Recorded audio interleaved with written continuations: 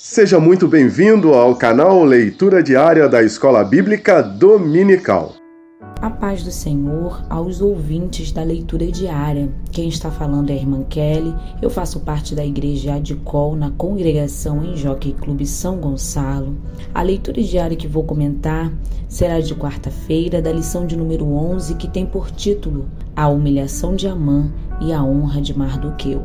Vamos nos ater ao tema presumir-se digno de honra, reflete a soberba e o orgulho. A leitura bíblica será em Provérbios, no capítulo 16, versículo 18, que diz: A soberba precede a ruína, e a altivez do espírito precede a queda.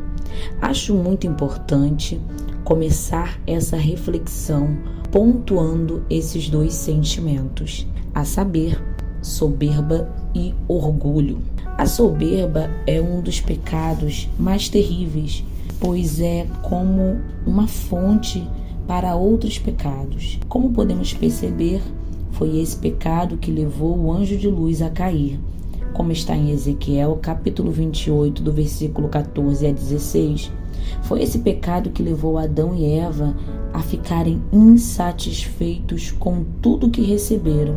Eles acharam insuficiente e queriam mais, como está em Gênesis capítulo 3, do versículo 5 ao 6. A soberba é o sentimento pecaminoso que leva as pessoas a quererem ser mais do que já são e ter mais do que já têm.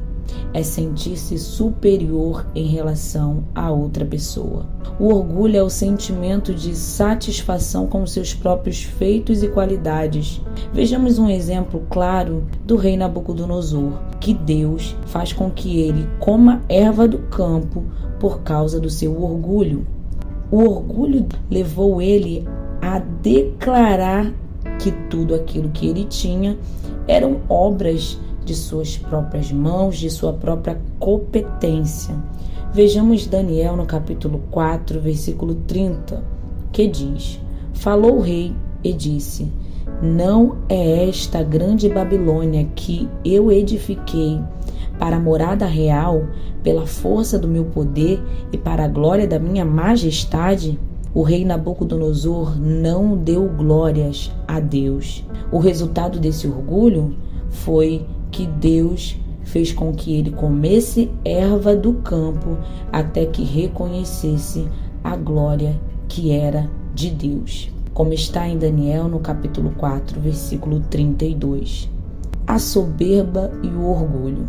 Esses dois sentimentos, se não rejeitados, acabam entrelaçados dentro do homem e certamente a consequência será a ruína e a queda, como está descrito em Provérbios, no capítulo 16, versículo 18, que é o versículo da nossa leitura diária. Esses dois sentimentos anunciam que a destruição está a caminho. Amã não foi diferente do rei Nabucodonosor, exceto por uma única e grande diferença. O rei Nabucodonosor se arrependeu e reconheceu a glória de Deus, diferente de Amã. Amã nutriu esses dois sentimentos. Em Ester, no capítulo 6, do versículo 6 ao 9, Amã está indo em direção ao rei para solicitar enforcar Mardoqueu, só que antes o rei lhe pede sugestões do que ele deveria fazer para honrar um homem. Amã, cheio de orgulho e soberba, logo esquece do que veio fazer, achando que o rei estava falando dele. Amã reivindica dentro dele honra para si. Achava que ele era merecedor e sentiu-se constrangido em ter tido que honrar Mardoqueu por ordem do rei, pois se achava melhor do que Mardoqueu, como está em Ester, no capítulo 6, versículo 12. A honra, ela é concedida por Deus e reconhecida pelos homens, mediante uma vida de obediência a Deus e humildade.